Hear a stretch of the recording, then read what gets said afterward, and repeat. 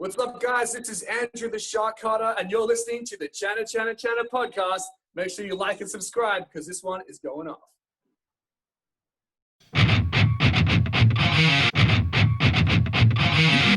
Hi everyone, welcome to another episode of my podcast. We have a very special guest today all the way from Perth, Australia. We have Andrew the Shark Carter. Hi Andrew. Hey, thanks for having me on the show today. Yeah, it's nice to see you. So how are you doing?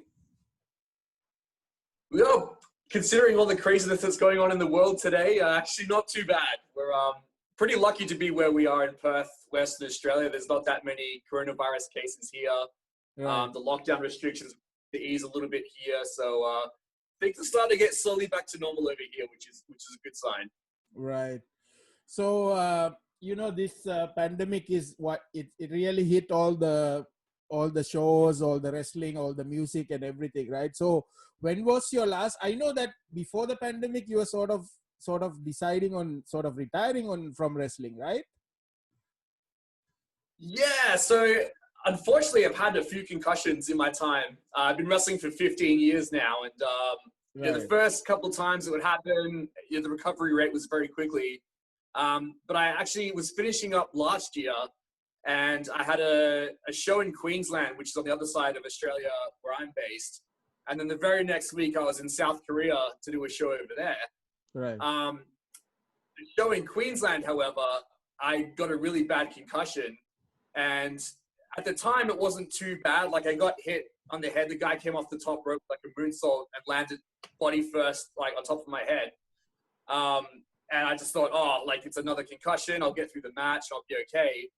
So I finished up that match, but directly after, myself and Chris Target had to do a tag team match. And I was all over the place. Like, if you talk to Target about it, right. You know, I was like just randomly tagging in. I didn't know what I was doing. I was just like throwing everything out, at the kitchen sink. And I was really not in a good place.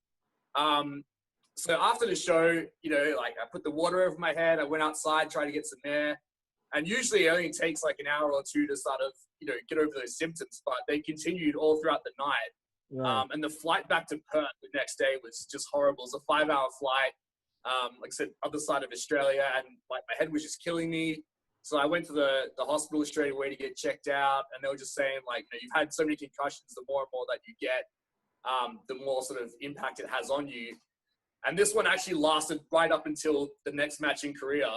And I almost wasn't able to perform over there, but I thought this could be the last time. So, we had a really good match over there in Korea, got through that okay. And I thought I'd probably wrap things up, early this year in Australia. But when the coronavirus hit, all the shows got canceled, everything sort of just stopped in its place. So I never really got that farewell right. match. So it's still kind of there. Like, people have asked me about it, and like, I don't want to say yes or no, because I don't want to be that wrestler that's like, no, I'm retired, and then you go back into it. So I'll never say never, but at the moment I consider myself semi-retired from at least in-ring performing. Right. So so this gives a perspective, like, people think, wrestling is just fake and it's not real, but there's real danger, right, of all these moves that you do. Oh, absolutely. I mean, wrestling is entertainment first, but traditionally the stuff that comes in the ring comes from judo and amateur wrestling. So a lot of the throws, a lot of the slams, a lot of the holds are actually legitimate, takedowns and holds that happen in the ring. So it's just kind of evolved from, one-on-one on the mat to like the wrestling ring to making it a bit more showboating. So there's a lot more entertainment, but the core of wrestling is still based off wrestling and judo.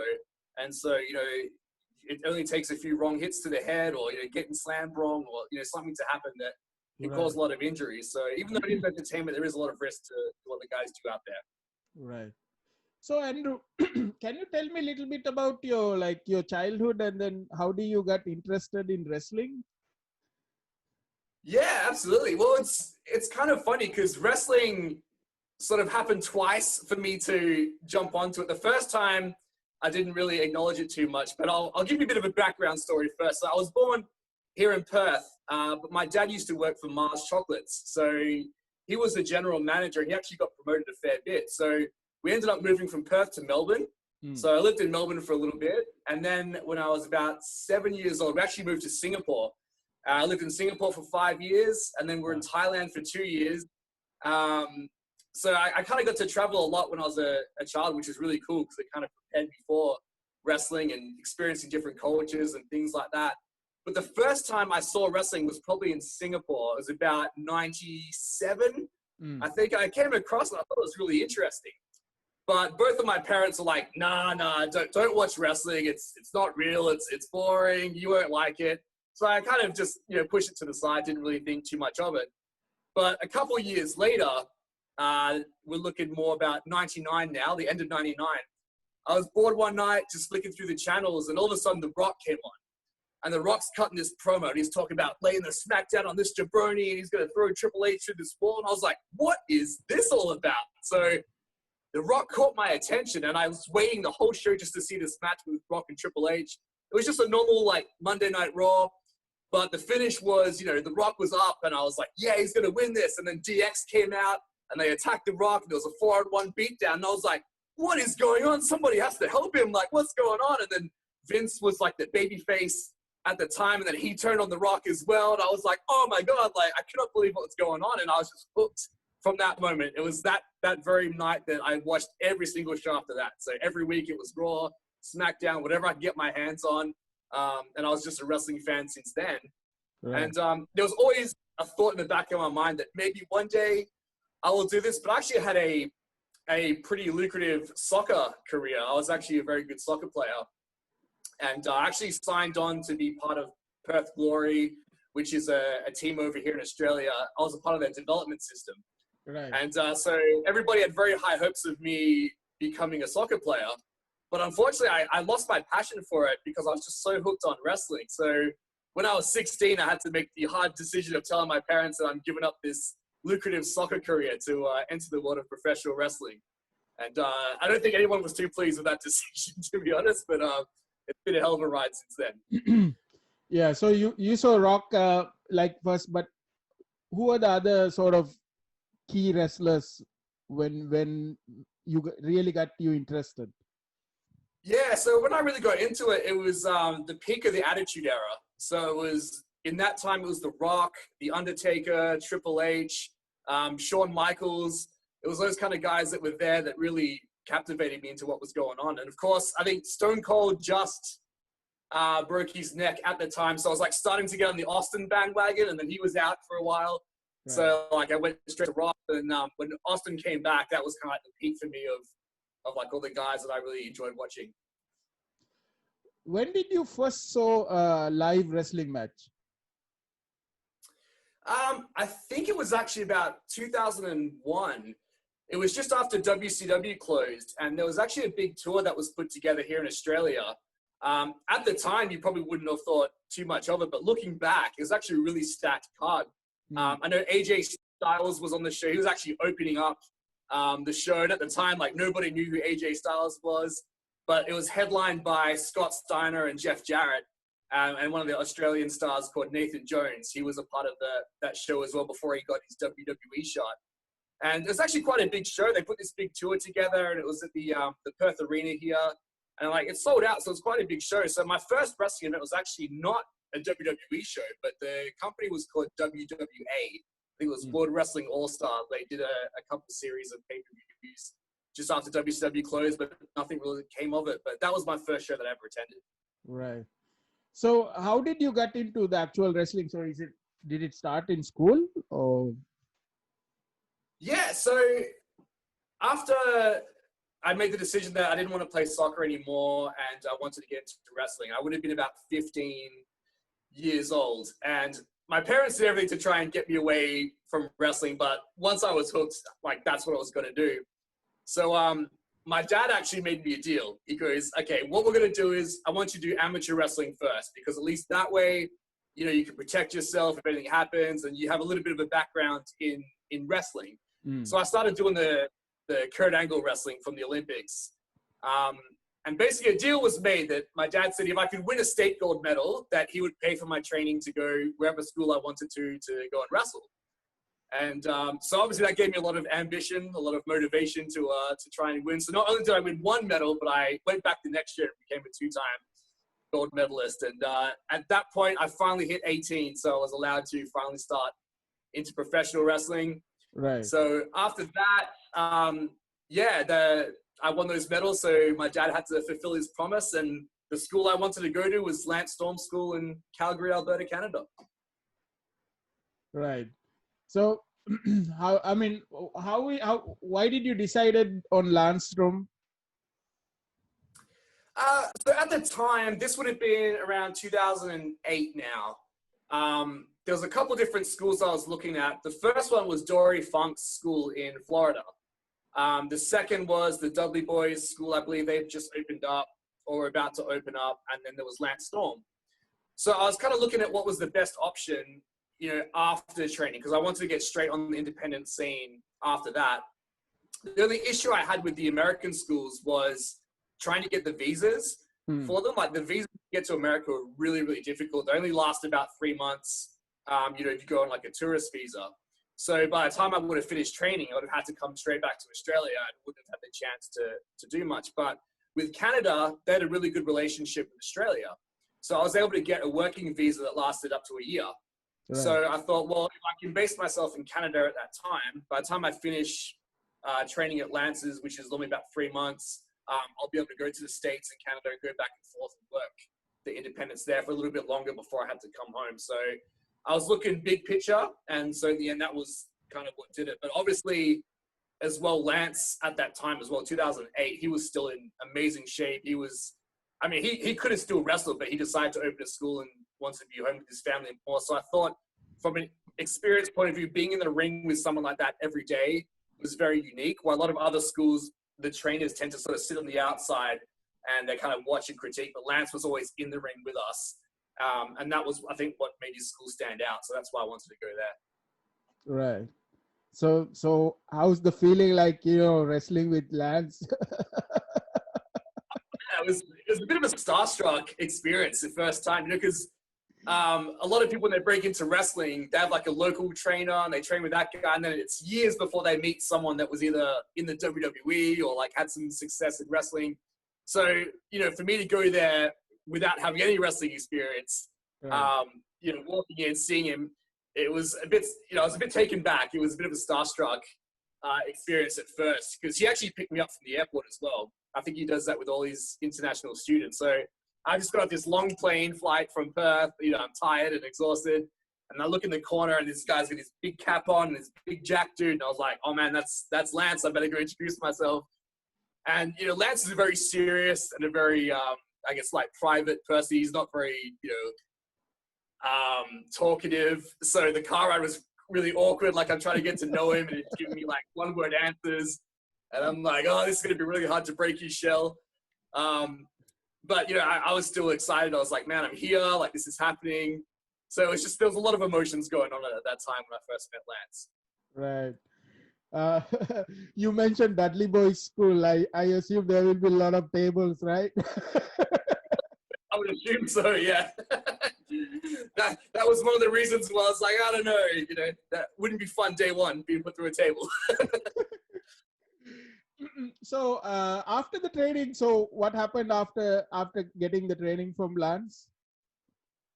Yeah, so after that, it was time to explore the independent scene. So I really didn't know where to go from there. It was just asking a lot of people, but thankfully having Lance's name attached to us was a huge way to open the door. You've got so many promotions and so many wrestlers in America and Canada that they get, resumes sent every day. But when you go, hey, I was trained by Lance Storm, I'm from Australia, like I'm here, you kind of stand out from the crowd a little bit. So I knew marketing myself as the Australian that was overseas, that just came from Lance's, was going to get my foot in the door. And again, being in Canada for a while, there's a couple of promotions that I did stuff there for, but I wanted to do more and more, get as much experience as I could in the short time that I was there for. So I sent my resume off to a lot of companies in the States. And actually, at the time, the American Wrestling Association, which I thought was the original AWA, but it turns out it quite wasn't. They offered me to come in and do some stuff with those guys. So after Lancers, I actually went to Wisconsin, and we did like a mini tour with the AWA, worked with a few of their affiliate promotions. And then it was just branching out, and once promoters saw what I was able to do, and other talent that I worked with was able to offer their knowledge to the other promoters to get me booked in other places, it kind of just spread from there. So I had some really good matches straight out of the school, which I was really lucky to get, and caught the eye of a few people, and it went from having one show here to going, hey, we've actually got another show tomorrow if you can make it. And then all of a sudden, it's just networking, branching out, and the show just opened up from Right. I read one of your Shark Tale posts, one of your blogs, where you talk about touring in US. It's how challenging it is to go to all these shows. Like, can you tell me a little bit about this? How is wrestling scene in the US? Yeah, absolutely. I mean, it's very unique because you've got the really small independents that maybe there's 20 or 30 people there, and then you got the other ones where there's a couple thousand people there. So like, there's a big mixture of companies. But the great thing about the States is there's just so many independent companies that are going that there's shows on all the time, basically. Right. So like I said, I went in there originally just with a Friday night booking, and I thought, oh, that's me done for the week. And then all of a sudden that turned into, Saturday, and then a double shot on Sunday, and then, again, going on to next week. So there was always something happening, and it was, it just really opened the door to get to so many different places. But there's so many, legends and old timers that are still active in the independent scene over there. Right. So like I said, one of my first tours with the AWA, I was sitting in a bus with Larry Zbyszko and Waddell Walker and a couple other guys that were Honky Tonk Man. Right. These kind of guys that I watched back on TV in the day, and they were on the tour bus with us. So it was really exciting experience to be a part of that as well. So those mainstream wrestlers, when they sort of leave WWE, or they sort of end up in this independent scene, right? Yeah, it's because I think to the casual wrestling fan, they generally think, oh, it's WWE and that's all there is. Right. When you start getting into wrestling, you realize there's actually so much more opportunity for wrestlers. It's not just WWE. There's New Japan. There's AEW now, Ring of Honor. Impact Wrestling, House of Hardcore. Like, there's all these promotions that are up and running, and there's also smaller ones as well. And again, so normally if someone's in WWE for so long and they get released or they leave for whatever reason, there's so much out there where you can leave WWE after 5 years and still work in the wrestling industry and still make good money, right, until you're ready to retire. So Andrew, when did you come up with this moniker, the Shark? Well, it's actually stolen from my dad. He was a football player here in Australia when he was younger, and that was his nickname. His nickname was Sharky. Right. So when I was trying to come up with a name, I was stuck for a while, and my dad was like, well, hey, you can have my old nickname, and it's kind of perfect for what you're doing. You're this Australian, you're going overseas. What does everybody fear in Australia? It's spiders and sharks, because there's so many sharks here in the ocean. Right. And I was like, that's perfect, because people want to fear you. And so I kind of started off just as the Shark. And then over time, I started using my real name, so it's Andrew Shark Carter. But yes, that's sort of how that came together. It's just basically taking bits of what people feared in Australia most and applying it to the wrestling character. Right. So after getting the Lance training and then doing wrestling in the US, when did you came back to Australia? Were you active in the Australian scene? Yeah, so where I'm from in Perth, there wasn't much wrestling really going on at that time. So, again, I had to wait for my visa because the visa ran out, which is why I had to come back to Australia. And so I was like, well, I might have to just save up and then go, but what am I going to do in the meantime? So I actually put together my own promotion and started teaching other guys what I learned when I was overseas. So I opened up a wrestling school in my area. And basically, I started a company called All Action Wrestling, which was just going to be a training school. But once I had enough guys ready that were good, we started putting on little shows. And originally it was just going to be a little thing to keep me busy until I went back to the States. But it ended up growing in popularity quite well. So it went from like a training school to an independent promotion to a company working with like ex-WWE talent and trying to take Australian wrestling to the next level. Right. And I heard that you actually organized the show, promoted the show for Raven, right? You bought Raven? Yeah. So it all started in a kind of crazy way. We just purchased a steel cage, and I was trying to come up with ways that we could, sell the steel cage match and make it sound really exciting. So my idea was to try and get guys that have had cage matches to cut promos to basically put over how dangerous the cage match is and create some interest online. Right. So I reached out to a few people. They cut some promos. Raven ended up cutting this really, really good promo for the cage match. And it wasn't just a, hey, I'll do a promo for you and that's it. He was actually quite interested to see how it went and how the match was and how the guys went with it. So he took a lot of interest in the show and eventually goes, hey, if you want, I'm finishing up with TNA pretty soon. I'd love to come out and, maybe run some seminars to teach you guys some more, but also do the show for you. And I thought, that's a really good opportunity to jump on because he was still quite a big name at that time as well. And it was a good test to see, how Americans would go over in Australia. Like, I knew they'd be popular, but would anybody find out? Would anyone believe us that Raven's coming to town? Like, so it was a very interesting thing to see how it was going. So we're doing shows, maybe drawing about 100, 150 people early on. We brought Raven in, not knowing what to expect, and we ended up selling out that building that we usually run from, which is this big sort of basketball hall, and ended up bringing about 500 people in for that night, which was like a big shock for us. And again, at the time, I was just an amateur promoter, really, because I'm still finding my feet, learning about the business. Right. And thankfully, he was able to give us some more tips on how to promote things for the future and things like that. So it wasn't just a match. It was actually a really big experience to have him come in for us. Yeah, I mean, I read that I read your article on that, and you said that you have to like bring all the chairs from the backstage because you didn't have enough chairs for the crowd, right? Yeah, it was wild. Like, so the poor guys in the locker room are sitting around in the big circle with all the chairs, and the referees are coming running up. They're like, we need more chairs. We need more chairs. So like everyone's giving up their seats. Like we're passing out like another 30 chairs. And then we went to the back, which had, it was like a swimming pool that was attached to it. And we just took every chair that we could find and like bring it out just to try and get enough chairs in there. It was wild, but it was a good wild. It was like, yes, like this is a success. Right.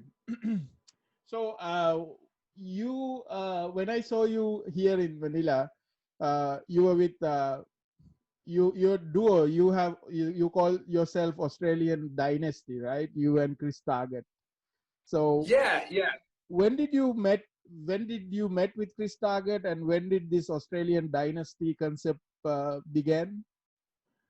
Yeah, so it sort of started behind the scenes a long time before we brought it to TV.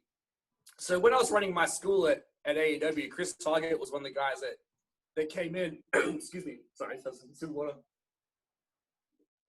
He was one of the first guys that came in that really stood out. We always have the people that come in saying, this is my dream to be a wrestler and blah, blah, blah. We hear it all the time. They take a couple bumps in the ring and then they decide it's not for them. But Chris Target was one of those guys that he would never say no. He was always there every training session. He was always packing down, setting up the ring. Like he did everything he needed to do, when you first break into the business. So that caught my eye at first. And he had a lot of raw potential, but he was still trying to come out of his shell because he was still quite young at the time. So I kind of took him under my wing, and he was my very first person that I mentored in the business. So I took extra interest in making sure that he was going to be a success. So our friendship sort of grew from there. So it didn't just become he came to training. Like we ended up riding together, going to the gym together. So we sort of did everything together. We were basically like wrestling married. Because we're always together, always training, always doing everything. And after a while, it's like, we're such good friends. We have such good chemistry. We should just start tagging and do that. Because at the time, I was in the main event picture for a while. So I was trying to figure out a way to get myself out of the main event to freshen up the scene. And I was like, hey, we can really boost the other guys in the tag division by getting together. And so obviously you want to test out that theory first. So we had a few matches and it ends up having some really good tag matches together. So we ended up continuing on like that. But the way it was formed was actually a really cool moment. We had Buff Bagwell, who was in WCW. He was actually working the show. And the storyline there was that we were scheduled to have a match, but he had all this respect for me that he didn't want to wrestle against me. He wanted to team up with me to take on the Western Kingdom, which was Killer, Marco, a few of the guys that you would have seen in the Philippines as well. Right. And Buff ended up turning on me. He beats me up in the ring. They all join him and jump him. And Target came out with the chair for the save. And then that night, the Australian Dynasty was born. It was Target and I versus Bagwell and Killer. We picked up the big win over them. And yeah, from then on, we started tagging more constantly.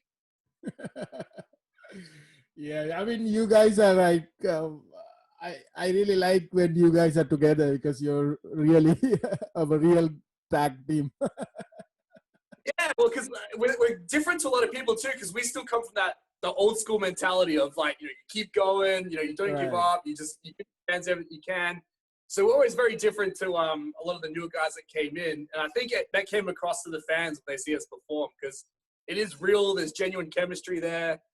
We just work so well together that I think the fans see straight away like that. We are good friends, and it shows in the ring, and everything's just so smooth, and it just works so well. Right.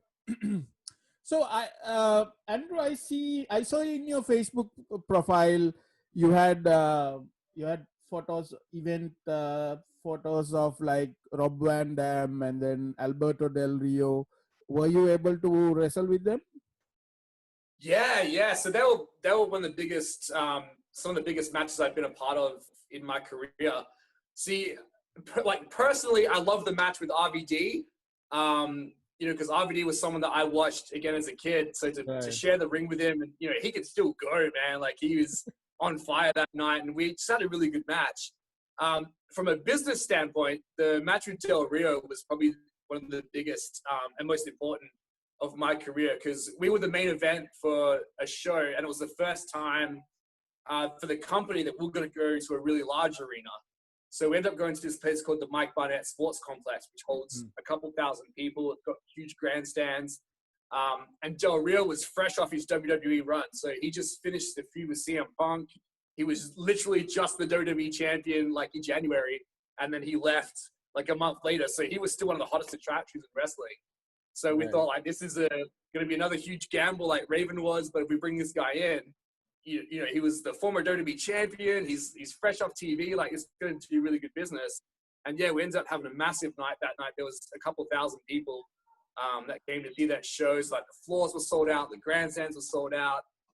So it was just a really magical night all around. So from a business standpoint, that's my favorite match. But personally, the match with RVD, I had so much more connection to that one in a sense. So yeah, they're both very important matches for me. Because RVD is always on the ropes, right? Oh man, he's nonstop. Yeah, he's the scariest thing I've ever witnessed was watching the 5-star frog splash on top of me, because he gets some height with that, So I'm watching him come off the top, and he just zooms up in the air, and I was like, "This is gonna hurt." And he's a pretty big boy. He's about 270, I think, at the time. So that came crashing down on top of me, and I was like, "Well, that was fun, but this hurts."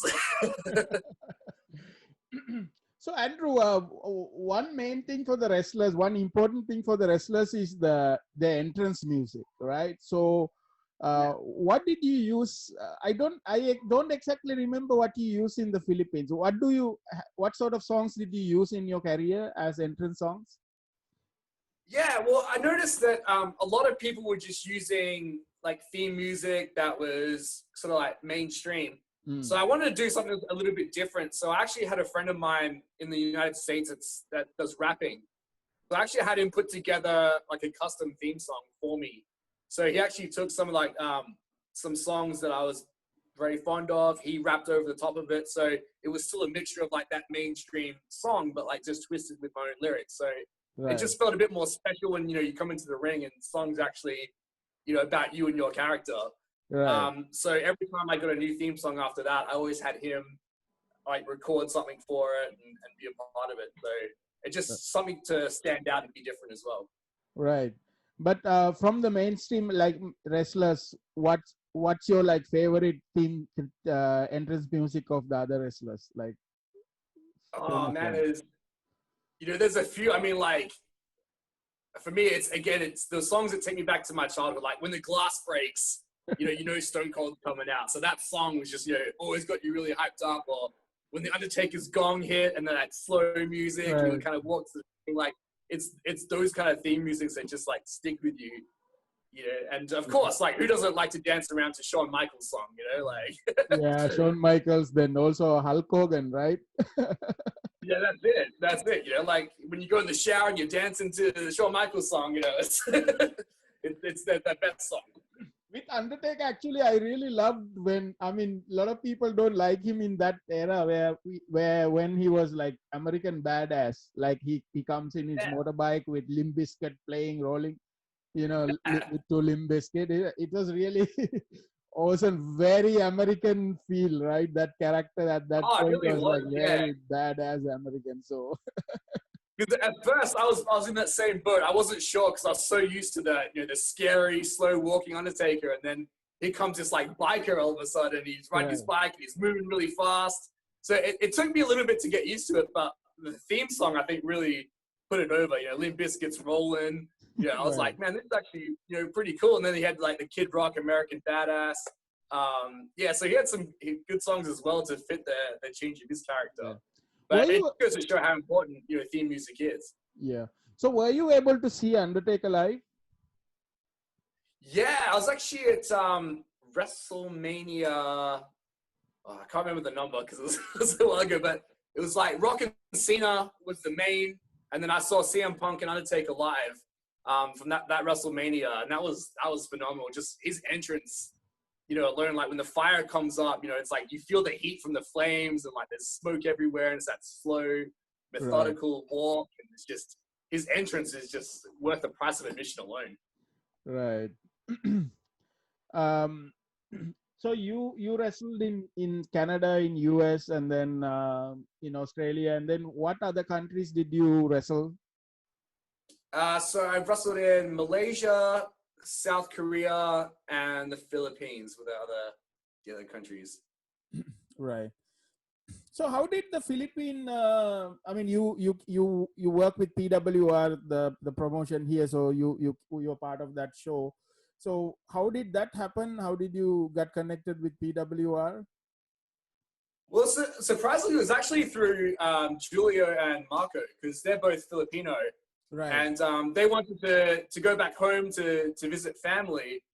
And I always told guys, like, if you're going to go travel, you should see if there's wrestling companies there and, at least, make the trip worth it as well. So they were telling me, yeah, there's like a company like PWR and like I've sent them some stuff off and, like maybe we'll hear back from you. So I was like, okay, that's really cool. Like, didn't really think too much of it. And the promoter actually got back to us. And in the past, when promoters send messages like this, it sounded like there was no chance that we're going to be on these shows because they were saying, hey, like, we're interested, but like we've got a lot of shows coming up that are like already fully booked. So, we'll keep in touch. So I thought, that's not going to happen. Like, we're not going to be going over there.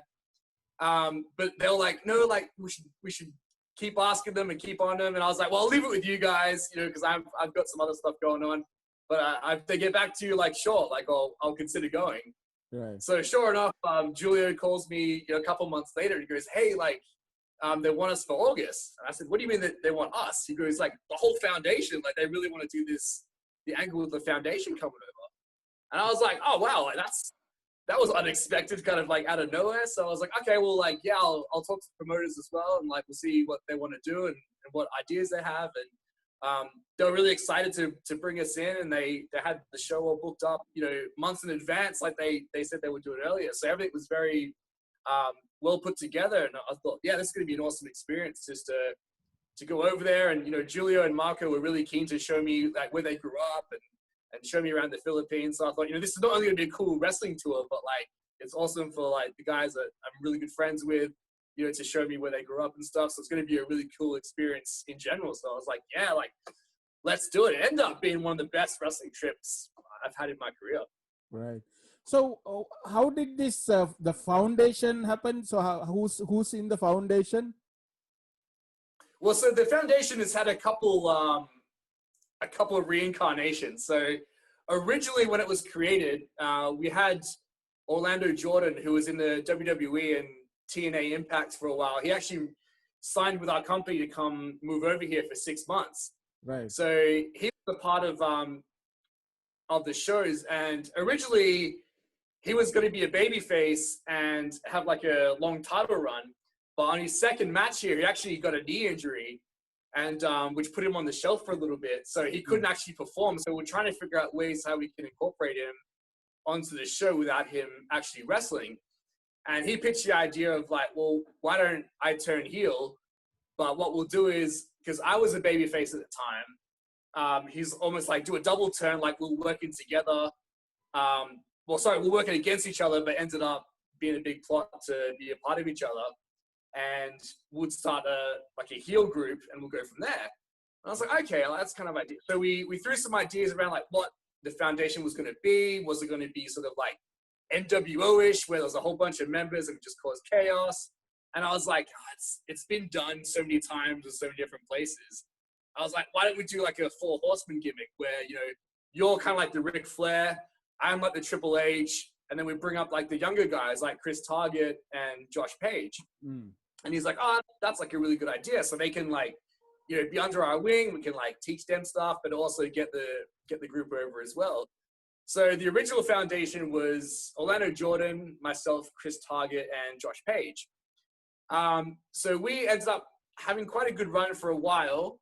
And then when Orlando left, the foundation went on the shelf for a while, but then I brought it back a couple of years later with some new up-and-coming guys, James Grace and TJ Maxx and Chris Target. So this time the roles had changed a little bit now. Like I was the more experienced. Target was the one that was kind of in that Triple H role. And the other two were like up-and-coming. So that was the idea for that. That went really well. And then when that ran its course, it kind of came to an end. So the foundation at that point looked like it was done and dusted. Now we moved forward a couple of years later. I was about to have my twin boys, so I was going to be very busy with that. So I had to take a step back from, you know, running the company because I couldn't do it anymore. So AEW actually ended up getting sold. Right. So the company got sold, and we were trying to come up with ways that we're gonna. The booker at the time wanted something different to end one of the big shows. And I was like, well, if you want to do something shocking, like I can turn heel, we could do the foundation thing, and we could do a foundation, you know, relaunch and take down this new company. And he thought, oh, that's an awesome idea. This is fantastic. This is great. Who do you want it in this time? And I was like, well, I want Julio and Marco because they're like the tag team guys, and then me and Target, and like that's all we need for now to get it off the ground. So he was like, yeah, that's perfect. That's perfect. And so that's where the foundation was started.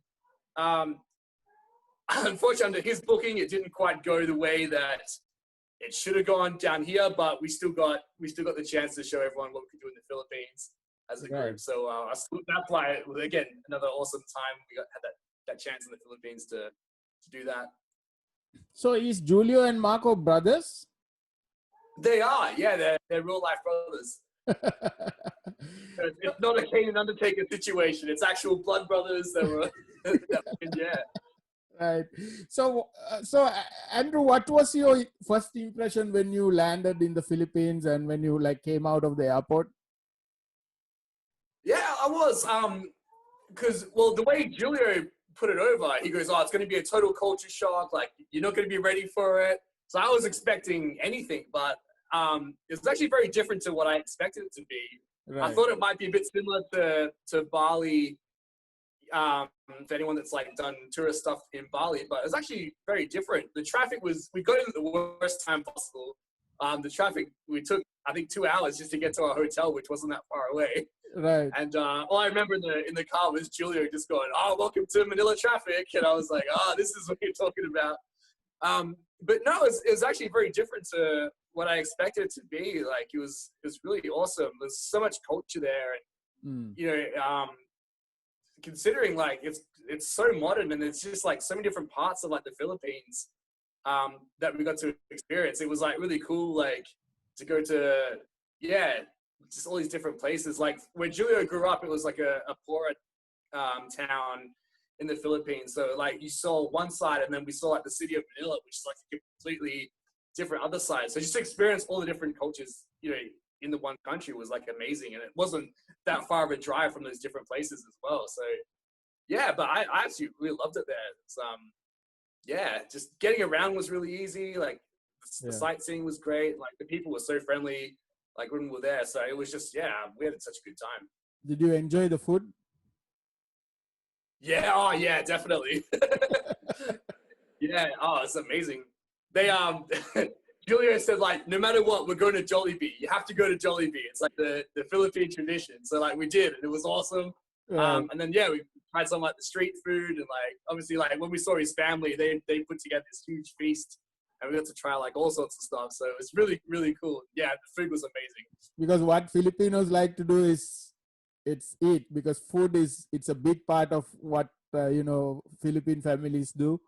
So every weekend that's all about food. So it's we know really how to yeah. enjoy Oh, we were full the whole time, especially at his family's house. You know, they brought out so much different food. We're just like, I don't know how we're gonna eat this all, but.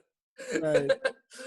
And I think you, when you seen us at the hotel as well, like we had all you can eat like Mexican food and drinks as well. So it was just nonstop like food all the time. So it was awesome. Yeah. So we've been going. So for me, I grew up in the in the 90s with watching those late 90s, all these wrestling matches and.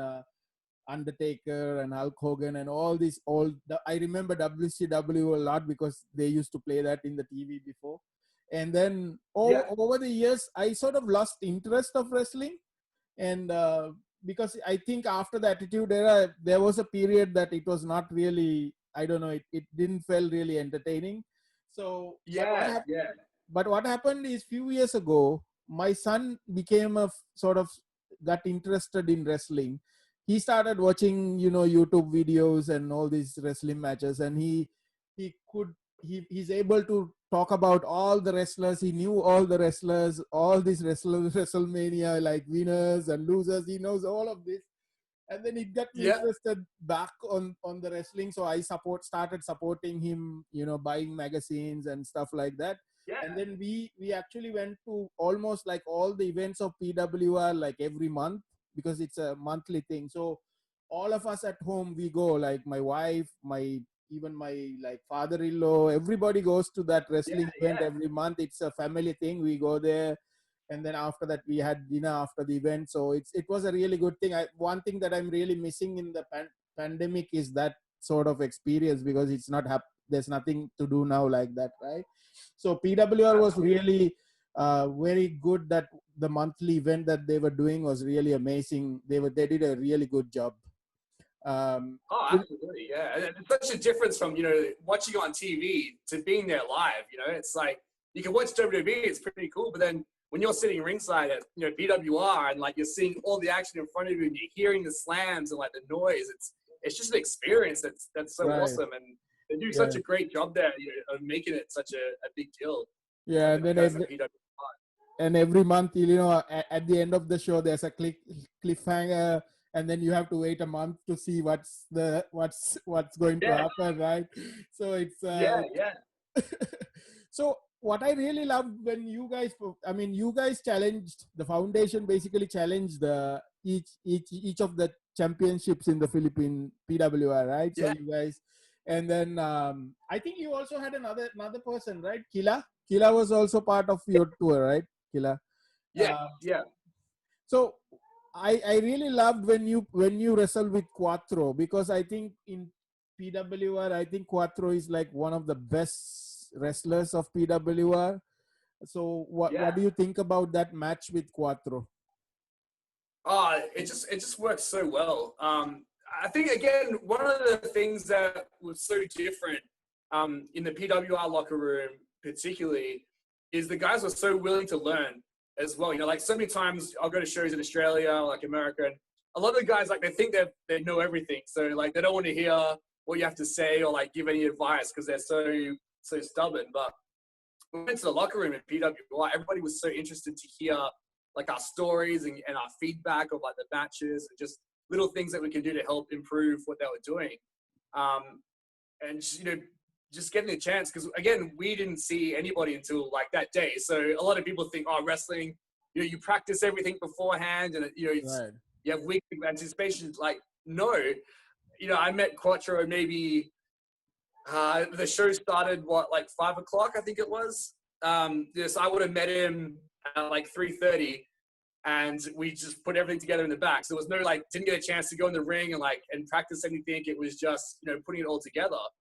And, you know, he was just so willing to learn and understand, like, why we would do things and help him with stuff. And, you know, so I knew the match was going to go great. And then just the atmosphere in there just added so much more. Like the Revo Nation fans were absolutely incredible. Like, everything we gave to them, they were responding to. So, like, you know, it just, everything flowed so well.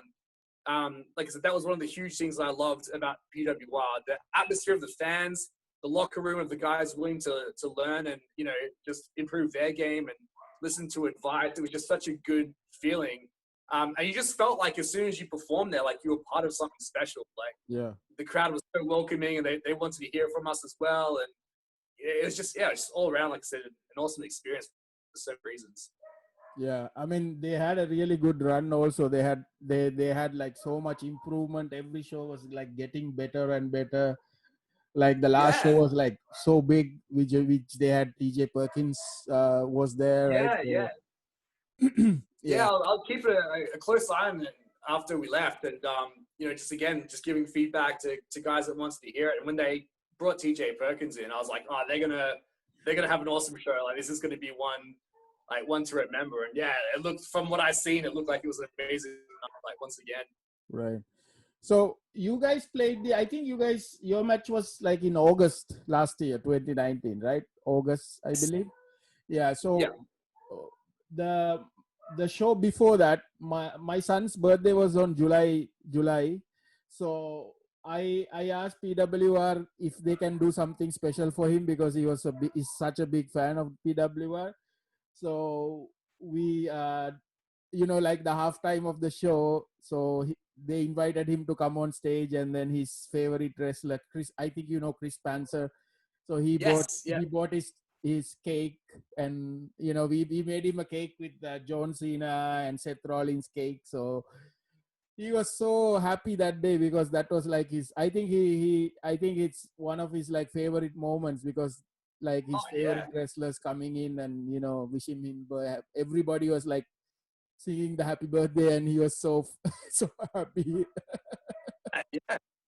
That's one of the things I love about independent wrestling as well. You know, like, you get the chance to do things like that. Like, if WWE came to town, you know, and you sent them an email saying, "Hey, can we do this?" Like, you'd probably never hear back from them. But like, to make something so special like that, like, he's gonna remember that like forever. Yeah. You know, and like, you got to do that at those kind of shows, which I think they're so much more special because you get stuff like that to take place. Yeah, one thing I'm really proud of is that I bought last year I bought my son to the WWE in Singapore because Singapore had a show, and and he was able to, like, you know, shake hands with Seth Rollins and all these his favorites, and he was like, now looking back, now that there's a pandemic and we are not sure when these things will come back, so it seems like it's really feel great that we've taken that opportunity to like experience that, right? So oh, absolutely. Yeah. I mean, there's so many things that you just kind of take for granted until the pandemic hit. And right. You just think, well, I'm so glad like we did that. You know, like, traveling here, I don't think they're going to let anyone in Australia travel for like maybe a couple of years. Like, we don't know. And, you know, so you think, man, I'm so glad I got to go to the Philippines and go to South Korea and go to these places before, like, you know, it was too late. So, yeah, just to look back at experiences like that, you know, it's kind of amazing that you got to do things. So, and Andrew, when you had your, like, when you knew that you're going to have kids, like, did your attitude change towards wrestling? Your mindset, were you trying to play safe, or you had some sort of a shift in the way you look at wrestling after you had kids? Or you're A little bit, yeah. I was very more cautious about like my health in general. Like, before like we got injured, we just tape it up and go. Like you got a concussion, you still make the town the next night, and you work right, around it. So it was a very different shift. Like you're responsible for human lives. You do change a little bit. So I was a lot more cautious about doing things that might be risky or like that could potentially end dangerously. right, So it did change up a little bit, but not too dramatically. right, But like I said, when I got the concussions, that's what I really had to have a think about, like the right. future. If they weren't here, I'd probably still be doing it. But I want to be able to give my kids the best life and still be there and still be present for them. So Right. it definitely makes you, change your attitude on a few things. So your kids know what you do, like you're a wrestler. Do they know, and are they interested of wrestling? I don't think they quite understand it just yet. Like it's still just something that they see, but I don't think they realize like, oh, it's different to like what a lot of other people do, because Right. they're only 2.5, so they're still very very young. Right. But I think one day they'll probably get into it more. Like I think wrestling's in their blood, because ever since they were born, they'll like wrestle each other. And I'm like, oh man, like their technique is actually already good, at 1 year old. So I think there's a little bit of it in their blood, but we'll have to see what happens over time. Right. So Andrew, I want to ask you about this blog that you're doing called Shark Tales. So can you tell me a little bit about how it started and what's you're sort of writing in the blogs? Yeah, absolutely. So when I made my announcement that I was pretty much retired from wrestling, the Pro Wrestling Post actually approached me and said, hey, like, we're trying to get interesting blogs up, and like, you've got a lot of different stories from your career. Like, how do you feel about writing some blogs? And at first I was like, oh, I don't know, like, I'm not the best writer. Like, I'm a better storyteller than actually like writing stuff down. So I thought, oh, it might be a bit tricky. Plus trying to find the time with like kids and like everything else that's going on. I was like, oh, I'll write one and kind of see how I feel about it, and we'll go from there. So my goal was, okay, I'll write, one or two, see how I feel about it, and go from there. But it was really cool to look back and reflect on those stories, because a lot of times in the wrestling business, it's go, go, go, and it's like, what's happening next? So, you finish one show, and it's like, that's finished now. Now I'm ready for this one, and we're going to like move forward. And a lot of time, you don't really get a chance to look back and go, man, this was a really cool experience, or this happened, because you're just living it at that time. Right. So actually sit there and go, man, like, yeah, I sat 20 hours on a plane to go to Canada, and then, do the training with Lance, and then go here, and then wrestle this guy.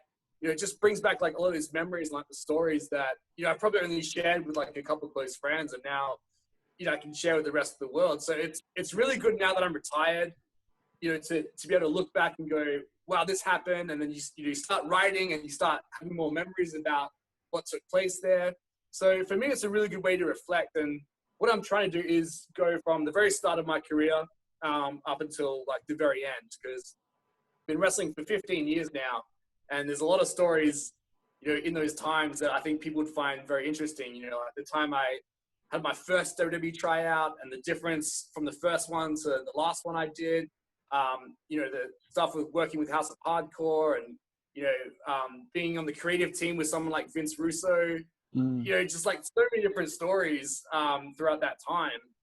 So it's cool not only to look back, but just give fans like an insight of what was going on, and a kayfabe stories from behind the scenes, if you will. Right.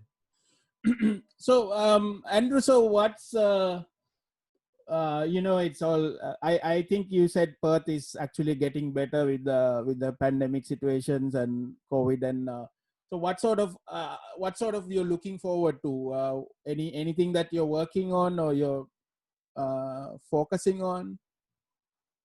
So like I said, at the moment, so because I'm not wrestling so much in ring, I thought I might be out of the wrestling business, like that chapter's closed, but there's stuff that always, brings me back in. At the moment, I've been doing a few consulting jobs for a couple of my my friends in the United States who have promotions. So I've kind of got back into like, you know, giving them advice and like going over some of their booking stuff and just, you know, be able to give back to some of the guys up there. So like I've caught the bug again. So it's there. So now it's basically just waiting to see what happens with COVID. You know, here in Perth, we were very lucky. The state governor shut down our border. So nobody could come into Perth and nobody could leave until the cases went down. So I think as of right now, there's like 16 cases in the whole of Western Australia. So like they've done a really good job of protecting the state. And we've only just opened up our borders again, I think at the end of the month, to the rest of Australia. So people from other states can start to come in because their cases have gone down. So it is a slow process, but things are starting to open up. And now that things are opening up, you know, it's kind of getting exciting again. You know, hey, maybe we could do something here. Maybe we go there. So it's just keeping an eye on things that are opening up and taking advantage of them. Right. So what's Andrew? What's your message to the viewers? A lot of Filipino wrestling fans will watch this podcast. So what's your message to them, especially? I just want to say that hopefully when the pandemic is over and everything's up, that I can come back and bring some of my guys with me back again to the Philippines, because I definitely want to come back after the last tour I had. But, you know, thank you for all your support. You know, thank you for going to the shows, you know, in the Philippines and like helping that local wrestling. Because again, you might think, oh, local wrestling might not be that good, but those guys are killing it. You know, they're having amazing shows, like it's an amazing atmosphere, and you know, just to help, you know, get the local wrestling scene booming. It's going to be great for everybody. So thank you for your support. You know, keep killing it and keep supporting wrestling, because I think there's going to be another boom happening pretty soon. You know, like the UK, you know, they've always had a strong wrestling scene, but maybe like 10 years ago they had like a really big boom, and now it's still thriving. And I think Australia is going to be one of the companies next to really kick things off here, because there's so much talent here as well. But, you know, Southeast Asia is kicking off, and you know, the guys in the Philippines are killing it. So just keep at it, and, you know, hopefully we'll be able to get wrestling back up to where it was in its heyday. Right. So, Andrew, anybody you want to specially shout out? Well, it's weird because, you know, normally I'm where you are. So, like, I've done some stuff in the past. Like, I've had a radio show, and I've done some stuff where, you know, I always give those guys shout outs. So it's weird to be sitting in this spot, you know, going, hey, like, we give a shout out. But, you know, obviously I adopted the YOLO twins when I was up there. So they're like my Filipino boys now. Like I've taken them under my wing. So I'll give them a shout out. And of course, Quattro, I hope he's doing well. Thank you again for the match. And of course, like all my boys, yeah, I see them all the time, but I'll give them a shout out. You know, Chris Target. Right. It's like my main man over here, James Grace, Killer, Julio Marco, all the boys. Like, just giving you guys a shout out as well, just because. Right. So Andrew, this was so great that we talked, because I wanted to do this for some time. So thanks for joining this. I really enjoyed talking to you. So looking forward to seeing you, and tell everyone how they can read your blog, where they can see your blog. Yeah, absolutely. So the website is prowrestlingpost.com. Once you go on there, you'll see Shark Tales under the blog section. So yeah, Pro Wrestling Post. Otherwise, if you forget that, I'm on social media. Everything is pretty similar. It's just Andrew Shark Carter. That's Facebook, Twitter, Instagram. It's all the same. So yeah, give us a follow, send us a message if you want to say hey. But yeah, Andrew Shark Carter. That's yeah, it's all through the board. So come say hello. Yeah. So thank you, Andrew. Stay safe. See you soon.